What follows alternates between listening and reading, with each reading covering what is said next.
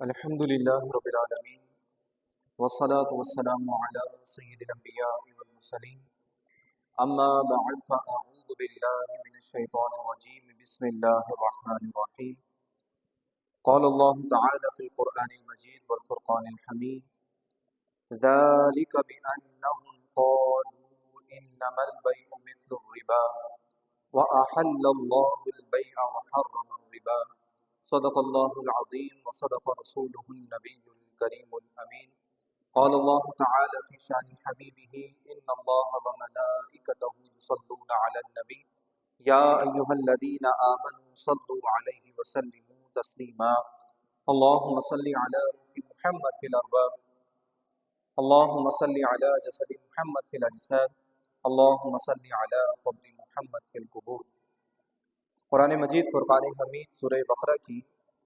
آیت نمبر 275 کا کچھ حصہ آپ کے سامنے تلاوت کیا۔ آج کے اس بیان میں آیت نمبر 274 سے 279 انشاءاللہ آپ کے سامنے ذکر کریں گے، جس میں اللہ رب العزت نے مال کی مذمت کو بھی بیان فرمایا اور مال کی فضیلت کو بھی بیان فرمایا۔ مال اگر اللہ رب العزت کی منشا اور اس کی بتائی ہوئی تعلیمات کے مطابق حاصل کیا جائے تو یہ انسان کے لیے باعث فضیلت ہے، اور اگر اللہ رب العزت کے حکم کے خلاف جاتے ہوئے مال کو حاصل کیا جائے، جمع کیا جائے، تو یہ انسان کی تباہی کا ذریعہ ہے۔ اسی طرح مال خرچ کرنا اگر اللہ رب العزت کے شریعت کے بتائے ہوئے طریقے کے مطابق اور شریعت کی پسندیدہ جگہ پر مال کو خرچ کیا جائے تو یہ انسان کے لیے وجہ فضیلت ہے، انسان کی دنیا اور آخرت میں کامیابی کا بہترین ذریعہ اور سبب ہے۔ اور اگر اللہ رب العزت کی خلاف ورزی، اللہ تعالیٰ کے حکم کو پس پش ڈالتے ہوئے نافرمانی والے کاموں میں مال کو خرچ کیا جائے تو یہ انسان کے لیے یقیناً دنیا اور آخرت دونوں میں تباہی کا ذریعہ ہے۔ اللہ رب العزت نے آیت نمبر 274 میں ارشاد فرمایا الذین ينفقون اموالهم باللیل والنہار سرا وعلانیہ، جو لوگ اپنے اموال خرچ کرتے ہیں رات میں، والنہار دن میں، سرا وعلانیہ پوشیدہ طور پر اور چھپ کر، پوشیدہ طور پر اور اعلانیہ طور پر، فلہم اجرہم عند ربہم، تو ان کے لیے ان کا اجر ان کے رب کے پاس ہے،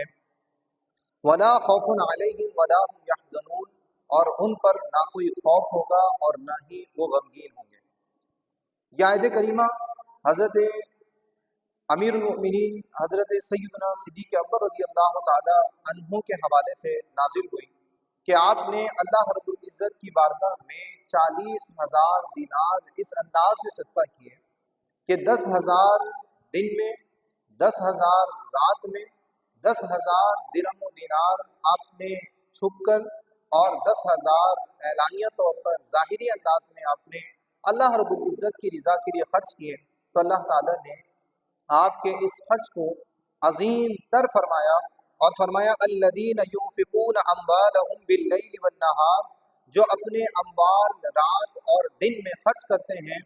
سرا وعلانیہ چھپ کر اور اعلانیہ طور پر خرچ کرتے ہیں، فلہم اجرہم عند ربہم، تو ان کے لیے ان کا اجر ان کے رب کے پاس ہے، ولا خوف علیہم ولا هم یحزنون، اور ان کی شان یہ ہوگی کہ ان پر نہ تو کسی قسم کا کوئی خوف ہوگا اور نہ ہی وہ غمگین ہوں گے۔ تو یہ پہلی صورت ہے کہ جب انسان اللہ رب العزت کے بتائے ہوئے طریقے کے مطابق اللہ رب العزت کی رضا چاہتے ہوئے مال خرچ کرتا ہے تو اللہ تعالیٰ اسے اپنی بارگاہ کا مقبول ترین انسان قرار دیتا ہے اور اس کے لیے بے شمار اجر و ثواب اللہ تعالیٰ مقرر فرما دیتا ہے۔ آگے اللہ تعالیٰ نے مال ہی کی مذمت اور مال کی وجہ سے انسان کی تباہی کا ذکر فرمایا، انتہائی ذلت آمیز حالت کا ذکر فرمایا۔ اللہ رب العزت ارشاد فرماتا ہے الذین یأکلون الربا، جو لوگ سود کھاتے ہیں، ربا سود کھاتے ہیں، لا یقومون الا کما یقوم الذی یتخبطہ الشیطان من المس، تو وہ قیامت کے دن اس انداز میں کھڑے ہوں گے، اس شخص کی حالت کی طرح کھڑے ہوں گے کہ جس کو شیاطین نے، جس کو جنات نے چھو کر مخبوط الحواس بنا دیا، جو پاگل ہو چکا ہو، جو مجنون ہو چکا ہو، جس کو چلنے پھرنے کلام کا کوئی انداز نہ ہو، کوئی طریقہ نہ ہو، جس کو اپنے وقار، اپنی عزت مروت کا کوئی لحاظ نہ ہو، جو بالکل پاگل ہو چکا ہو، ایسا شخص جو سود لیتا ہے، ایسا شخص جو سود کھاتا ہے، وہ قیامت کے دن اسی ذلت آمیز حالت میں کھڑا ہوگا۔ الذین یأکلون الربا، جو سود کھاتے ہیں، لا یقومون الا کما یقوم الذی یتخبطہ الشیطان من المس، ذالک بانہم قالوا انما البیع مثل الربا۔ ایسے لوگ اس حالت میں کیوں کر ہوں گے، کیوں وہ انہیں اس انداز میں ذلت کے ساتھ وہاں کھڑا کیا جائے گا؟ اس کا سبب بھی اللہ تعالیٰ نے بیان فرمایا، یہ اس وجہ سے ہے قالوا انما البیع مثل الربا، کہ یہ یہی نعرہ لگاتے رہے، یہ اسی بات کا اقرار کرتے رہے کہ بے سود کی مثل ہے۔ بے خرید و فروخت کرنا، انسان تجارت کرتا ہے، انسان سود لیتا ہے، تو وہ اس فرق کو نہیں سمجھ پاتے تھے۔ وہ کہتے تھے کہ آپ خرید و فروخت بھی کرتے ہیں، خرید و فروخت میں بھی نفع ہوتا ہے، سود میں بھی ہم نفع ہی حاصل کرتے ہیں۔ تو وہ یہ نعرہ لگاتے تھے کہ بے سود ہی کی طرح ہے، تو جس طرح ہم خرید و فروخت نہیں چھوڑ سکتے، اسی طرح بے بھی نہیں چھوڑ سکتے۔ تو ان کی اس ہٹ دھرمی اور اللہ رب العزت کی نصیحت کے باوجود سود سے اجتناب نہ کرنا، اس سے تائب نہ ہونا، توبہ نہ کرنا، اللہ رب العزت کے حضور کھڑے ہو جانا، یہ کل بروز قیامت ان کی تباہی کا ذریعہ اور سبب ہوگا۔ اور میدان محشر میں جو ذلت ہے وہ تو الگ ہے، جہنم کے اندر جو ان کے لیے دردناک عذاب ہے وہ بہت ہی خطرناک ہے۔ نبی پاک علیہ الصلوۃ والسلام نے ارشاد فرمایا کہ میں نے جہنم میں کچھ لوگوں کو دیکھا کہ جن کے پیٹ بہت بڑے بڑے تھے اور ان کے پیٹ میں بہت ہی خطرناک سانپ اور اژدھے تھے، اور وہ باہر سے نظر آتے تھے۔ میں نے پوچھا کہ یہ کون لوگ ہیں؟ فرمایا کہ یہ سود خور ہیں، یہ سود کھاتے ہیں۔ اللہ رب العزت ہمیں اس لعنت سے محفوظ فرمائے، میدان محشر میں ہمیں عزت، وجاہت اور اللہ رب العزت اپنے عرش کا سایہ عطا فرمائے۔ لیکن اگر انسان اللہ رب العزت کے بتائے ہوئے طریقے کے مطابق نہیں چلتا ہے، دنیا میں کسی بھی انداز میں مال کا جنون اس پر سوار ہے، تو دنیا میں بھی اللہ تعالیٰ اس کو ذلیل و رسوا کرے گا، اور آخرت میں تو اس کے لیے ذلت ہے ہی ہے۔ تو اللہ نے فرمایا ذالک بانہم قالوا انما البیع مثل الربا، یہ جو ان کی قیامت میں ابتر حالت ہے، ذلت آمیز حالت ہے، اس کی وجہ یہ ہے کہ یہ لوگ کہا کرتے تھے کہ سود تو بے کی طرح ہے، بے سود ہی کی طرح ہے۔ وَأَحَلَّ اللَّهُ الْبَيْعَ وَحَرَّمَ الرِّبَا، حالانکہ سود اور بے یہ بہت واضح طور پر فرق کے ساتھ ہیں۔ سود ایک الگ چیز ہے، خرید و فروخت ایک الگ چیز ہے۔ اللہ رب العزت نے ان کے فرق کو بیان فرمایا، وَأَحَلَّ اللَّهُ الْبَيْعَ وَحَرَّمَ الرِّبَا، اللہ تعالیٰ نے بے کو حلال فرمایا اور سود کو حرام فرمایا۔ تو کیسے انسان کہہ سکتا ہے کہ بے تو سود ہی کی طرح ہے، جبکہ اللہ تعالیٰ نے ایک کو حلال فرمایا اور ایک کو حرام فرمایا؟ بے کا مطلب کیا ہے؟ یہاں پر اللہ تعالیٰ نے دونوں کا فرق بیان فرمایا۔ بے کہتے ہیں مبادلۃ المال بالمال بالتراضی بطریق الاکتساب، مال کا مال کے ذریعے باہمی رضامندی سے تجارت کے طریقے کے مطابق تبادلہ کرنا۔ ہم لیتے ہیں دیتے ہیں، مال لیتے ہیں مال دیتے ہیں، خرید و فروخت کر رہے ہوتے ہیں، تو ہم تجارت کرتے ہیں، ہم اپنی ضروریات کی چیزیں کسی سے مال دے کر، پیسہ دے کر، چیزیں دے کر حاصل کرتے ہیں، یہ کہلاتی ہے تجارت، یہ کہلاتی ہے بے، یہ خرید و فروخت ہے۔ جبکہ ربا کیا ہے؟ ربا انسان کسی کو قرض دیتا ہے، انسان کسی کو پیسہ دیتا ہے، ادھار دیتا ہے، اور ادھار پر دیتے ہوئے زیادتی مشروط قرار دیتا ہے۔ وہ یہ کہتا ہے کہ اگر میں تمہیں 1,00,000 روپے دے رہا ہوں تو تم مجھے اس 1,00,000 پر 5,000 ایکسٹرا دو گے، 10,000 دو گے، یا جو ان کی بات طے ہوتی ہے وہ ایکسٹرا اماؤنٹ ان کو دینی پڑتی ہے۔ تو سود ایک الگ چیز ہے، اور ربا ایک الگ چیز ہے، لیکن کافر یہ فرق نہیں سمجھ پاتے تھے، وہ کہتے دونوں ایک ہی چیز ہے۔ آپ جب خرید و فروخت کرتے ہیں اس میں بھی نفع ہوتا ہے، ہم جو پیسہ دے کر پیسہ لے رہے ہیں اس میں بھی نفع ہوتا ہے۔ اللہ نے فرمایا کہ یہ دونوں ایک چیز نہیں ہے، بے حلال ہے اور ربا یہ حرام ہے۔ بے انسان کی ترقی کا ذریعہ اور سبب ہے، انسان کی ضروریات کے پورا کرنے کے لیے انتہائی اہم ترین ایک چیز ہے، جبکہ ربا انسان کی ترقی نہیں بلکہ انسان کی ذلت، انسان کی تباہی اور بربادی، معیشت کی تباہی کا ذریعہ ہے۔ تو اللہ نے فرمایا وَأَحَلَّ اللَّهُ الْبَيْعَ وَحَرَّمَ الرِّبَا، اللہ تعالیٰ نے بے کو حلال فرمایا اور ربا کو حرام فرمایا۔ نبی پاک علیہ الصلوۃ والسلام نے ربا کی جو تعریف میں حدیث بیان فرمائی وہ یہ کہ ہر ایسا قرض جو نفع کھینچ کر لے کر آئے، ہر ایسا قرض جو نفع لے کر آئے وہ ربا ہے، وہ سود ہے۔ اب آپ کسی کو پیسہ دیں، اس پر اس سے ایکسٹرا اماؤنٹ لیں، اب یہ چاہے لفظی اعتبار سے شرط ہو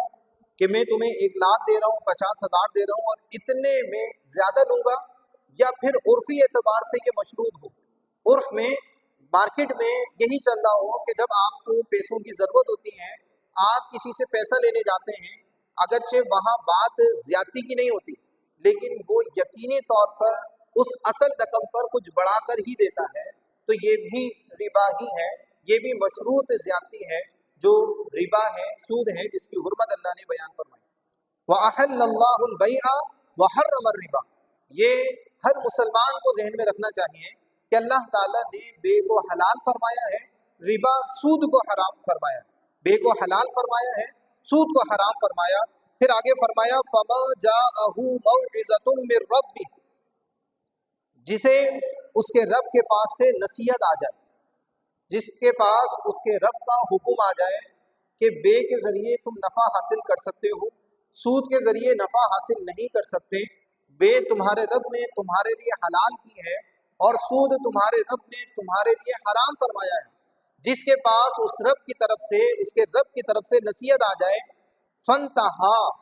پھر وہ اس نصیحت کے آنے کے بعد تو رک جائے، پھر سودی لین دین نہ کرے، سودی معاملہ نہ کرے، فَلَهُ مَا سَلَف، تو اس کے لیے جائز ہے جو کچھ ہوا۔ یعنی جب اسلامی احکامات نبی پاک علیہ الصلوۃ والسلام پر نازل ہو رہے تھے، جب تک سود کی حرمت نہیں آئی تھی، لوگ سودی معاملات میں مبتلا تھے، سود کا لین دین کیا جا رہا تھا، لیکن جب اللہ تعالیٰ نے سود کی حرمت نازل فرما دی، پھر اللہ تعالیٰ نے فرمایا کہ اب سود کی حرمت کے حکم کے نازل ہونے کے بعد جو اس عمل سے باز آ گیا، اس سے پہلے جو اس نے سود دیا، اللہ رب العزت کے نزدیک اس پر کوئی گرفت نہیں ہوگی، اللہ تعالیٰ نے اس کو معاف فرما دیا،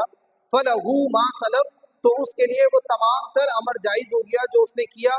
وَأَمْرُهُ إِلَى اللَّهِ، اور اس کا حکم اللہ ہی کی طرف ہے، اللہ ہی حکم دیتا ہے اور اللہ ہی منع فرماتا ہے، تو منع کرنے سے پہلے جو جس نے کیا اس پر کوئی مواخذہ نہیں ہوگا، لیکن جو منع کرنے کے باوجود اس عمل سے باز نہ آیا، اللہ نے فرمایا وَمَنْ عَادَ، پھر جو اس کی حرمت کے حکم کے نازل ہونے کے بعد سودی معاملات میں مبتلا ہوا، فَأُولَٰئِكَ أَصْحَابُ النَّارِ، تو یہی دوزخی ہیں، یہی جہنمی ہیں، ہم فیہا خالدون، اور یہ لوگ ہمیشہ ہمیشہ جہنم میں رہیں گے۔ تو یہ کس قدر کبھی امر ہے کہ اللہ رب العزت نے فرمایا کہ سود کی آیات، سود کی حرمت کے نازل ہونے کے بعد جو اس امر میں مبتلا ہوگا، فَأُولَٰئِكَ أَصْحَابُ النَّارِ، تو یہی لوگ جہنمی ہیں، ہم فیہا خالدون، اور یہ ہمیشہ اس جہنم میں رہیں گے۔ نبی پاک علیہ الصلوۃ والسلام نے فرمایا صرف سود دینے اور لینے والے نہیں، سود دینے والے پر بھی نبی پاک علیہ الصلوۃ والسلام نے لعنت فرمائی، سود لینے والے پر بھی نبی پاک علیہ السلام نے لعنت فرمائی، جو سود کے بارے میں تحریر لکھنے والے ہیں ان پر بھی نبی پاک علیہ الصلوۃ والسلام نے لعنت فرمائی، جو سودی لین دین پر گواہ بننے والے ہیں ان پر بھی نبی پاک علیہ الصلوۃ والسلام نے لعنت فرمائی۔ لعنت کا مطلب کیا ہے کہ وہ شخص جس پر لعنت ہے وہ اللہ رب العزت کی رحمت سے دور ہے، ایسے بندے کو اللہ کی رحمت نہیں حاصل ہوگی کہ جو سودی معاملات میں مبتلا ہے، چاہے وہ براہ راست یا پھر وہ وسیلہ بن رہا ہو، وہ مددگار بن رہا ہو، دینے والا بھی اس حکم کا اور اس وعید کا مستحق ہے لینے والا بھی، اور جو اس معاملات میں مبتلا لوگ ہیں، چاہے وہ تحریر کر رہے ہیں یا پھر وہ گواہ بن رہے ہیں، ہر ایک بندہ اس سزا کا حقدار ہوگا۔ اللہ رب العزت نے آیت نمبر 276 میں مزید ارشاد فرمایا، یمحق اللہ الربا، اللہ تعالیٰ نے ربا کو ہلاک کر دیا، اللہ نے ربا کو مٹا دیا، وَيُرْبِي الصَّدَقَاتِ، اور صدقات کو اللہ نے بڑھا دیا، خیرات کو اللہ نے بڑھا دیا، ربا کو ہلاک کر دیا، مٹا دیا، اور خیرات کو اللہ نے بڑھا دیا۔ وَاللَّهُ لَا يُحِبُّ كُلَّ كَفَّارٍ أَثِيمٍ، اب جو گناہگار ناشکرا شخص ہوگا اللہ تعالیٰ اسے پسند نہیں فرماتا۔ تو ہر گناہگار ناشکر انسان کو اللہ رب العزت دوست نہیں رکھتا، اللہ تعالیٰ پسند نہیں فرماتا۔ تو اب گناہ کس میں ہیں؟ سود میں مبتلا ہونے میں گناہ ہے، اور بھلائی کس میں ہے؟ اس سے بچنے میں، اور اللہ رب العزت کی جانب سے جو مال کے حاصل کرنے کے جائز ذرائع مقرر کیے گئے ہیں ان میں بھلائی ہے، ان میں خیر ہے، دنیا میں بھی انسان کے لیے بھلائی ہے اور آخرت میں بھی اس کے لیے بھلائی ہے۔ اللہ رب العزت نے مزید آگے ارشاد فرمایا، پہلے تو یہ فرمایا کہ ہر گناہگار اور ناشکر انسان کو اللہ تعالیٰ پسند نہیں فرماتا، اللہ تعالیٰ اس کو محبوب نہیں رکھتا، اس کو دوست نہیں رکھتا۔ پھر فرمایا ان الذین آمنوا، جو ایمان لائے، وعملوا الصالحات، اور انہوں نے نیک اعمال کیے، جو کرنے والے کام ہیں وہ کر رہے ہیں اور بچنے والے کاموں سے وہ بچ رہے ہیں۔ وَأَقَامُوا الصَّلَاةَ، مزید انہوں نے نماز قائم کی، وَآتُوا الزَّکَاةَ، اور جن لوگوں پر زکوٰۃ کی ادائیگی لازم ہے انہوں نے زکوٰۃ کی ادائیگی کی، لَهُمْ أَجْرُهُمْ عِنْدَ رَبِّهِمْ، تو یہ وہ عظیم الشان انسان ہیں، لَهُمْ أَجْرُهُمْ عِنْدَ رَبِّهِمْ، ان کے لیے ان کا اجر ان کے رب کے پاس ہے، ان کے رب کے پاس ان کا اجر ہے۔ اب رب کے پاس جو اجر ہے وہ بہت ہی عظیم اور بہت ہی شاندار ہے۔ آگے اللہ تعالیٰ نے فرمایا وَلَا خَوْفٌ عَلَيْهِمْ وَلَا هُمْ يَحْزَنُونَ، ان پر نہ کسی قسم کا کوئی خوف ہوگا اور نہ ہی یہ غمگین ہوں گے۔ دنیا کے اندر بھی اللہ تعالیٰ ان پر اپنی رحمت کا نزول فرمائے گا، اور آخرت میں بھی ان پر اللہ تعالیٰ کی رحمتوں برکتوں کا ایسا نزول ہوگا کہ ہر کافر، ہر گناہگار بندہ کانپ رہا ہوگا، وہ تھر تھرا رہا ہوگا، وہ خوف میں مبتلا ہوگا۔ لیکن جنہوں نے دنیا میں اپنے آپ کو اللہ کے خوف میں مبتلا رکھا، اللہ تعالیٰ کی خشیت میں اپنے آپ کو مبتلا رکھا، تو اللہ نے فرمایا وَلَا خَوْفٌ عَلَيْهِمْ وَلَا هُمْ يَحْزَنُونَ، ان پر نہ کسی قسم کا کوئی خوف ہوگا اور نہ ہی وہ غمگین ہوں گے۔ یہ چیز اپنے ذہن میں رکھیں۔ نبی پاک علیہ الصلوۃ والسلام کی حدیث ہے کہ اللہ تعالیٰ دو خوف کسی بھی انسان پر جمع نہیں فرمائے، دو خوف میں انسان لازمی مبتلا ہوگا، لیکن دو خوف کسی پر اللہ تعالیٰ جمع نہیں فرمائے گا۔ دو خوف سے مراد کیا ہے؟ ایک دنیا کا خوف اور ایک آخرت کا خوف۔ دنیا میں اللہ تعالیٰ کا خوف رکھنا اور آخرت میں اللہ تعالیٰ کا خوف رکھنا، یہ دو خوف ہیں۔ نبی پاک علیہ الصلوۃ والسلام نے فرمایا کہ اللہ تعالیٰ ان دونوں خوفوں کو کسی پر جمع نہیں فرمائے گا۔ اگر کوئی شخص دنیا میں اللہ تعالیٰ سے خوف زدہ ہوگا، اللہ تعالیٰ کے احکامات کو، اس کے حکم پر عمل کرتے ہوئے اپنی زندگی کو بسر کرے گا، تو گویا کہ وہ اللہ تعالیٰ کا خوف اپنے دل پر رکھتا ہے،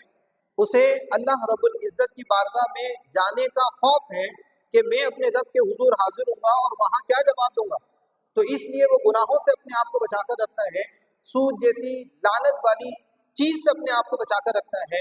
تو پھر جب یہ دنیا میں خوف زدہ زندگی گزار رہا ہے، اللہ تعالیٰ کی خشیت اپنے دل میں رکھ رہا ہے، اللہ تعالیٰ کا خوف یہ اپنے پاس رکھتا ہے، تو آخرت میں یہ بے خوف ہوگا، آخرت میں اسے کسی قسم کا کوئی خوف نہیں ہوگا۔ لیکن اگر کوئی دنیا میں بے خوفی کے ساتھ اپنی زندگی گزارے، جو ہوگا دیکھا جائے،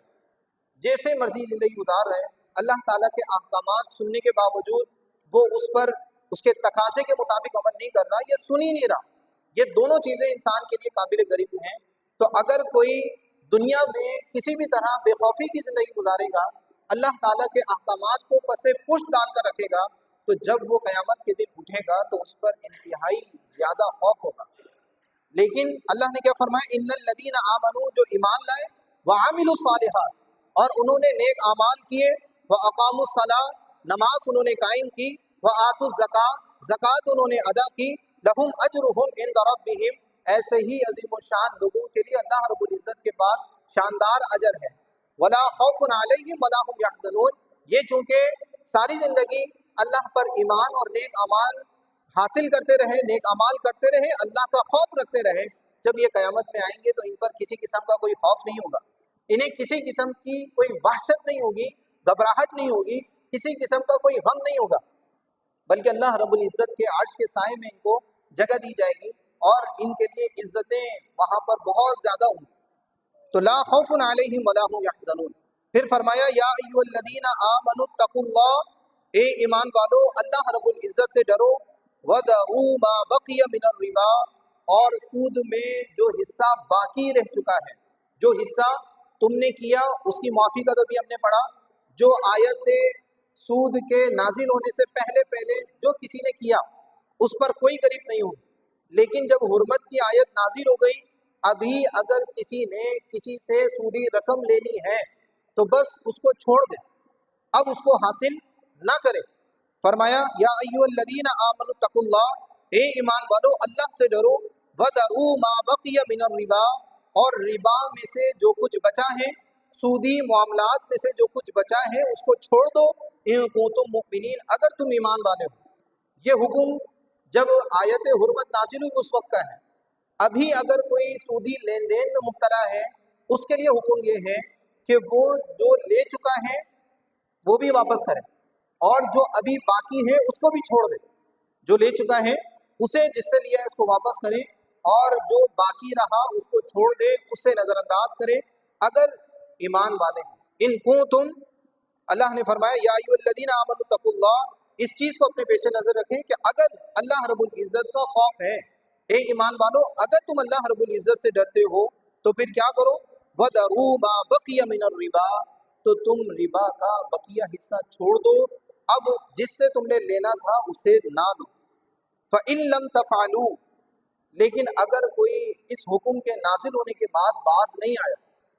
ہم میں سے اگر کسی نے لیا ہے اس کو واپس نہ کیا، جو بچا ہے اس کو لینے کے در پہ ہوا، اللہ نے فرمایا فَإِن لَمْ تَفْعَلُوا، اگر تم سودی معاملات سے باز نہ آئے، فَأْذَنُوا بِحَرْبٍ مِّنَ اللَّهِ وَرَسُولِهِ، تو پھر یقین کر لو کہ اللہ اور اس کے رسول سے تمہاری جنگ ہے، تو اللہ اور اس کے رسول سے جنگ کا یقین کر لو۔ وَإِن تُبْتُمْ، لیکن اگر تم نے توبہ کی، اگر تم نے توبہ کی، بتقاضۂ بشریت گناہ ہو گیا، اگر تم نے توبہ کی، فَلَكُمْ رُؤُوسُ أَمْوَالِكُمْ، تو تمہارے لیے سودی معاملات میں سے جو تمہارا اپنا اصل مال ہے، جو تمہارا اپنا سرمایہ ہے، وہ تمہارے لیے حلال ہے، وہ تم لے سکتے ہو۔ فرض کر لیں کسی نے 1,00,000 روپے کسی کو دیے، تو اب 10,000 روپے مزید اس نے لینے تھے، 1,10,000 اس کو واپس ملنے تھے، 5,000 وہ لے چکا ہے، 5,000 باقی ہیں، تو 5,000 جو اس نے لیے ہیں وہ اس کو واپس کرے گا، اور جو 5,000 باقی ہیں اس کو چھوڑ دے گا۔ اللہ رب العزت کے حضور اس معاہدے سے توبہ کر لے گا تو اللہ تعالیٰ اس کو معاف فرما دے گا، اور اس کی جو اس کی اپنی رقم ہے، یعنی اس نے جو 1,00,000 روپے دیے تھے وہ 1,00,000 اس کے لیے واپس لینا حلال ہوگا۔ تو اللہ نے فرمایا فَإِن لَمْ تَفْعَلُوا، اگر تم نے اس سے توبہ نہ کی، اگر تم باز نہ آئے، فَأْذَنُوا بِحَرْبٍ مِّنَ اللَّهِ وَرَسُولِهِ، تو اللہ اور اس کے رسول سے جنگ کا یقین کر لو۔ وَإِن تُبْتُمْ، اور اگر تم نے توبہ کی، فَلَكُمْ رُؤُوسُ أَمْوَالِكُمْ، تو تمہارے لیے تمہاری اصل رقم حاصل کرنا حلال ہے۔ لا تظلموا ولا تظلمون، نہ تو تم کسی پر ظلم کرو نہ تمہیں ظلم کیا جائے، نہ تم کسی کو نقصان پہنچاؤ، نہ تمہیں نقصان اٹھانا پڑے نہ تمہیں نقصان پہنچایا جائے۔ کسی کو نقصان پہنچانے کا مطلب کیا ہے کہ آپ 1,00,000 دے کر اس سے 1,05,000 1,10,000 1,00,000 سے زیادہ اماؤنٹ حاصل کریں، یہ سامنے والے کو نقصان پہنچانا ہے، اور خود نقصان نہ اٹھاؤ۔ اس کا کیا مطلب ہے؟ اس کا مطلب یہی ہے کہ ہم جتنی رقم دے چکے ہیں اتنی رقم اگر ہم چاہیں تو ہم حاصل کر سکتے ہیں، اگر ہم اس کو چھوڑ دیتے ہیں، ہم اس کو نہیں لیتے ہیں، تو اس میں اپنا نقصان ہے۔ تو اللہ رب العزت نے توبہ کرنے والوں کے لیے بہترین راستہ فرمایا ہے کہ جو کچھ ہوا اس کو برابر کیا جائے، اگر لے چکے ہیں تو ہم اس کو واپس کریں، اور جو باقی ہیں اس کو چھوڑ دیں، اور اپنی اصل رقم ہم لے سکتے ہیں۔ اس کا مطلب ہے لا تظلموا ولا تظلمون، نہ تو تم کسی کو نقصان پہنچاؤ اور نہ ہی تمہیں نقصان پہنچایا جائے، نہ ہی تم پر ظلم کیا جائے۔ تو انسان کا اپنا ظلم کیا ہے کہ اس کو اس کا مال ہی نہ ملے۔ تو ان آیات کو ہمیشہ ہمیں اپنے پیش نظر رکھنا چاہیے۔ سودی معاملات کی بہت ساری صورتیں آج ہمارے دور میں رائج ہیں، انشاءاللہ ان مختلف صورتوں پر آپ کے سامنے مختلف اوقات میں کلام کریں گے، لیکن جب تک کلام ہوگا وہ کلام ہوگا۔ یہ ایسی چیزیں ہیں جو ہم میں سے ہر ایک پر سیکھنی لازم ہے، ہم میں سے ہر ایک پر سیکھنی لازم ہے۔ طلب العلم فریضۃ علی کل مسلم، علم کا حاصل کرنا ہر مسلمان پر فرض ہے، علم کا حاصل کرنا ہر مسلمان پر فرض ہے۔